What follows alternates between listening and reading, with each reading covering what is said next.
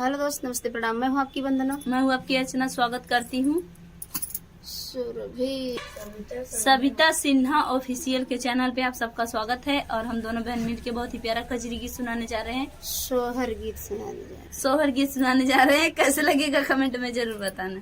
बहुत ही प्यारा सोहर गीत है। आप लोग से रिक्वेस्ट है कि इस चैनल को ज्यादा से ज्यादा सपोर्ट करिएगा, अपना प्यार दुलार दीजिएगा।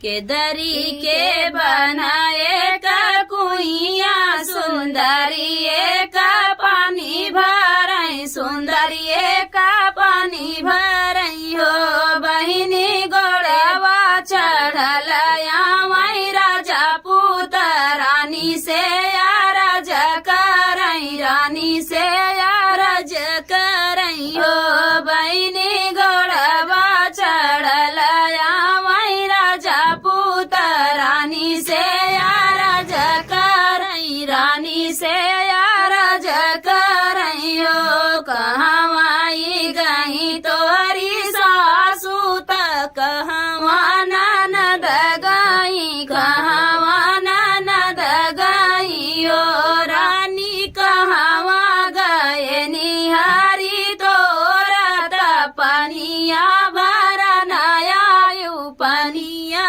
भरन आयु रानी कहवा गए निहारी तोरा त पनिया भरन आयु, पनिया भरन आयु।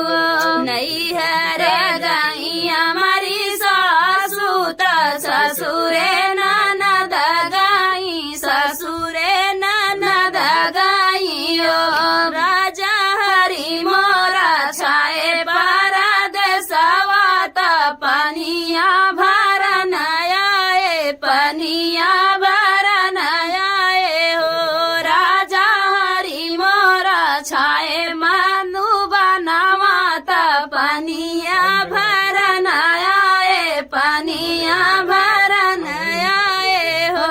ऐसा नारनिया मई पावते त जंग बैठवते त जंग बैठवते हो रानी खोली खोली बिरवा कुचवते हृदया बीचे रखते हृदया बीचे रखते हो रानी खोली खोली बिरवा कुचवते हृदया बीचे रखते हृदया बीचे रखते ऐसा नाराजवा मई पावते नौकरवा भगवते नौकरवा बनवते हो राजा अपने नरिया के पनहिया सिरा से ढोवते मई सिरा से ढोवते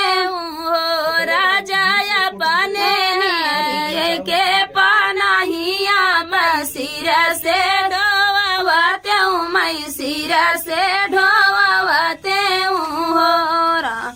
कहवा जाया है तोहरा उठन ता कहवा जे बैठन ता कहवा बैठन रानी कहवा आई सोवा नारिया उहारे जमाई बई उहारे हमाई बई रानी कहवा आई सोवा नारिया उहारे हमाई बई उहारे हमाई बई रामर देवड़ी के आई हमारा उठन तायंगने के बैठन तायंगने के बैठन राजा रतन से जरिया सोवा नारिया उहारे कैसे आई बाऊ, उहारे कैसे आई बाऊ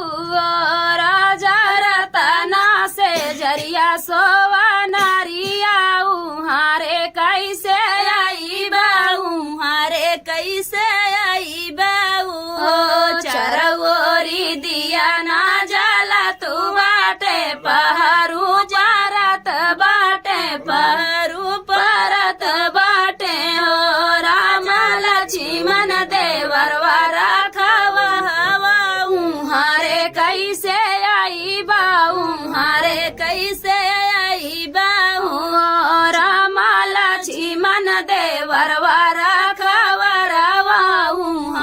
कैसे आई बाऊ हारे कैसे आई बाऊ चारोरी दिया ना बुताई बैत पहरू भागई बैत पहरू भागई बाई रानी लक्ष्मण देवरवा सागा भाई आऊ हारे चलाई बाई हारे चलाई बाई हो रानी लक्ष्मण देवरवा सागा भाई उहारे चलाई बाई उहारे चला